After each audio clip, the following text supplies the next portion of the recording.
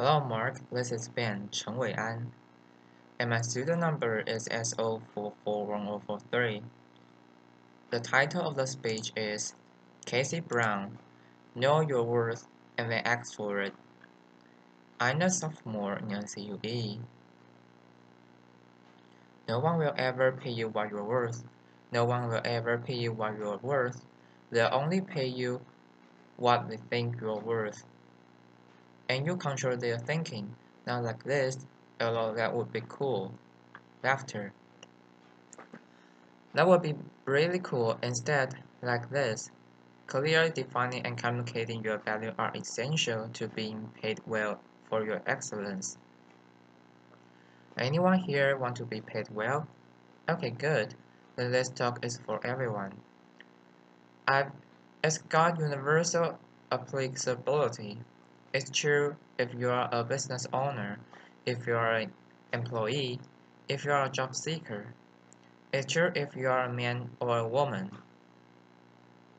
Now, I approach this today through the lens of the woman business owner, because in my work, I've observed that women underprice more so than men. The gender wage gap is a well-traveled narrative in this country. According to the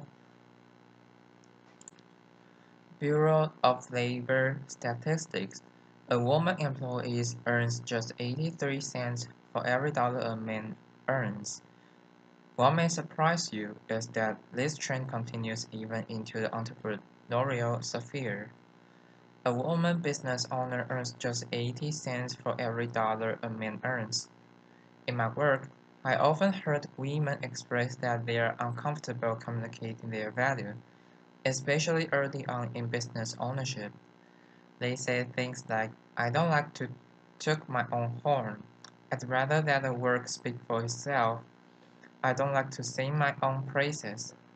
I hear very different narratives in working with male business owners, and I think this difference is costing women 20 cents on the dollar. I'd like to tell you the story of a consulting firm that helps their clinics dramatically improve their profitability. That company is my company. After my first year in business, I saw the profit increases that my clients were realizing in working with me, and I realized that I needed to re-evaluate my pricing. I was really underpriced relative to the value I was delivering. It's hard for me to admit to you because I'm the pricing consultant. After is what I do. I help companies price for value, but nonetheless, it's what I saw. And so I sat down to evaluate my pricing, evaluate my value. And I did that by asking key value questions. What are my clients' needs and how do I meet them? What is my unique skill set that makes me better qualified to serve my clients? What do I do that no one else does? What problems do I solve for clients? What value do I add?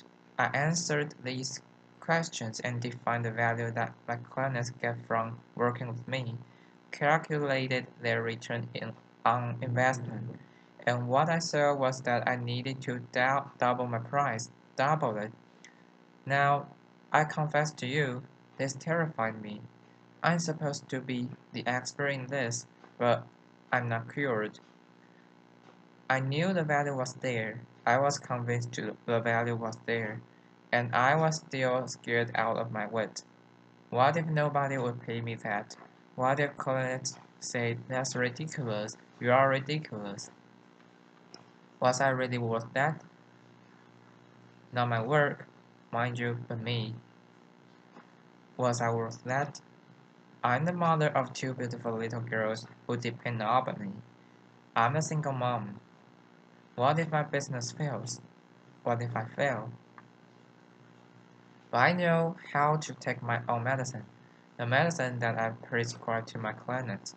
I had done the homework. I knew the value was there, so when prospects came, I prepared the proposals with a new higher pricing and send them out and communicated the value. How's the story end? Clinics continue to hire me and refer me to and recommend me, and I'm still here. And I share this story because doubts and fears are natural and normal, but they don't define our value, and they shouldn't limit our earning potential. I'd like to share another story about a woman who learned to communicate their value and found her own voice. She runs a successful web development company and employs several people. When she first started her firm and for several years thereafter, she would say, I have a little web design company.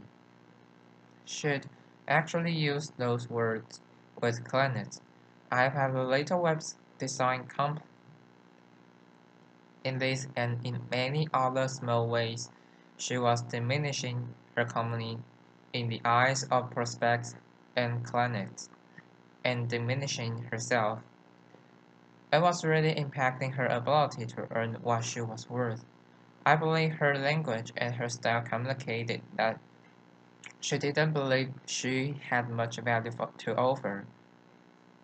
In her own words, she was practically giving her service away, and so she began her journey to take responsibility for communicating value to clients and changing her message.